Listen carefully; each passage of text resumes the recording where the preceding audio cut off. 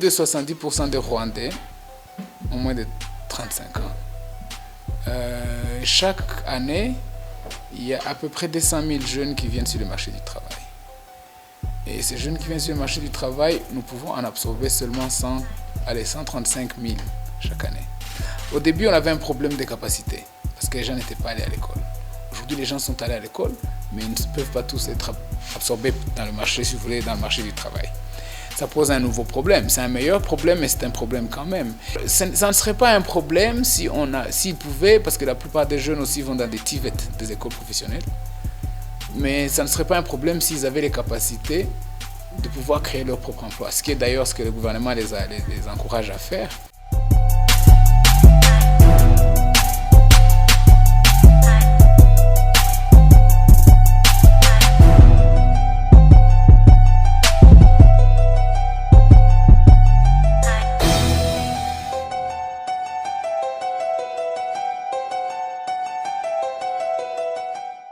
C'est vraiment quelque chose de déplorable de voir ces grands pays, avec tout ce qu'ils regorgent comme potentialité, être parmi les pays où le taux de chômage est beaucoup plus élevé. Et c'est en majorité les jeunes qui sont frappés par ces fléaux. Parce que c'est la jeunesse, ce sont les jeunes qui représentent au moins l'essentiel de la population en République démocratique du Congo. Et ces tableaux sombres qui représentent la RDC en ce qui concerne le chômage, vous sentiez que c'est un tableau vraiment qui est sombre, c'est un tableau qui est moins éloquent.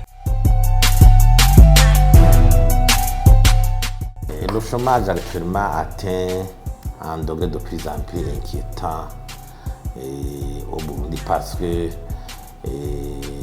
les enfants, les élèves, les étudiants termineraient les écoles, mais pouvoir avoir un emploi, ça devient un calvaire aujourd'hui. Il y a une ONG internationale, une ONG locale engagée dans les questions de la jeunesse qui avait fait une étude, je crois en 2017, comme ça.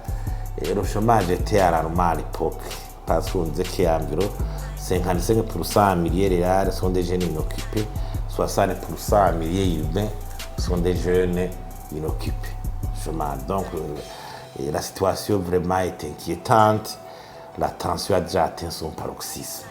Il y a une politique nationale de l'emploi, mais élaborée sous forme de politique classique du gouvernement dans le ministère de la Jeunesse, le ministère du Travail, de la formation professionnelle, mais sans toutefois qu'il y ait des actions concrètes de nature à inverser la tendance dans ce secteur.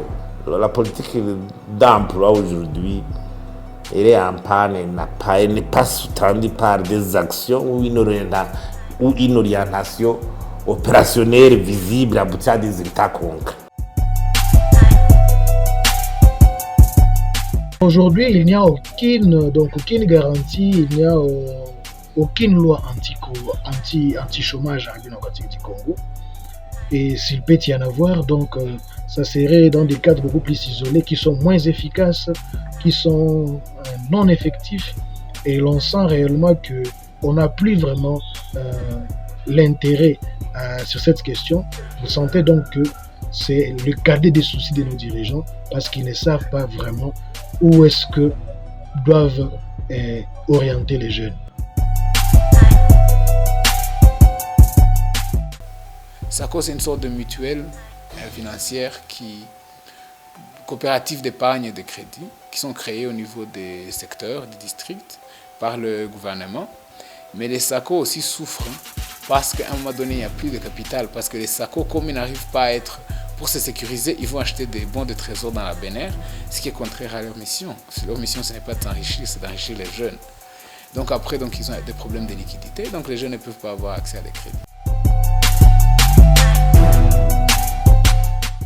Et au niveau social aussi, c'est ce problème d'abandon scolaire. Les élèves n'ont plus de référence. Ils disent que continuer à étudier, c'est perdre du temps parce que déjà, même ceux qui terminent sont là. Donc, il n'y a pas de référence qui permettent vraiment, de référence qui permet aux élèves de continuer à afficher un engouement pour les études. Donc c'est bando scolaire. Donc il y a aussi un problème social parce que les élèves, les jeunes gens inoccupés peuvent s'adonner dans des comportements comme la drogue, l'alcoolisme, l'insécurité, le banditisme, ou constituer le lit de ceux qui veulent instrumentaliser la jeunesse pour des fins politiques. Dans ces cadres, je pense que les conséquences sont beaucoup plus nombreuses. Ce sont des conséquences néfastes.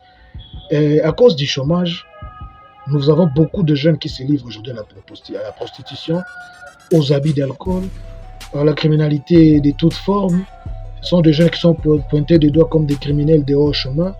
Et cela constitue une vraie bombe à retardement. Ça constitue vraiment un danger pour la nation. Des gens qui errent ici et là par manque d'emploi, par manque d'occupation.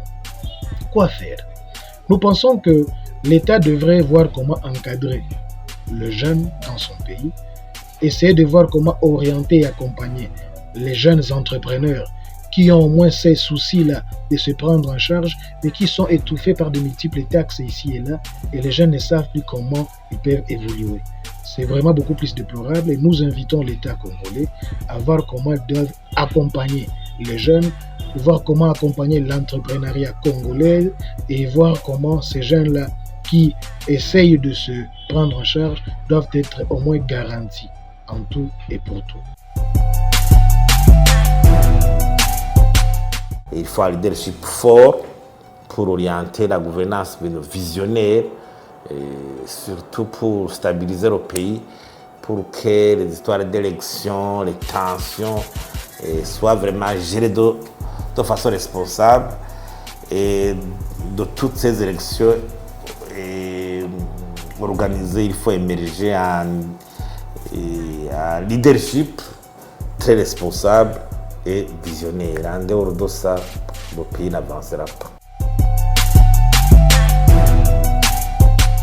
Mais il faut vraiment réimaginer comment notre économie puisse être adaptée à notre clientèle. En fait, la clientèle, c'est qui? C'est les jeunes. Je vous ai dit que 70% ont moins de 30 ans. Donc, il faut penser l'économie sur base de cette démographie.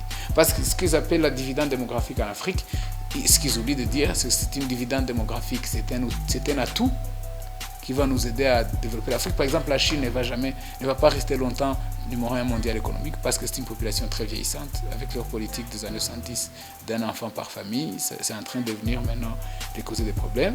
Mais l'Afrique, qui est finalement en phase de devenir le leader mondial parce qu'il sera la population la plus jeune, c'est aussi une bombe à retardement. Si ces jeunes-là n'arrivent pas, c'est une bénédiction ou bien c'est un challenge.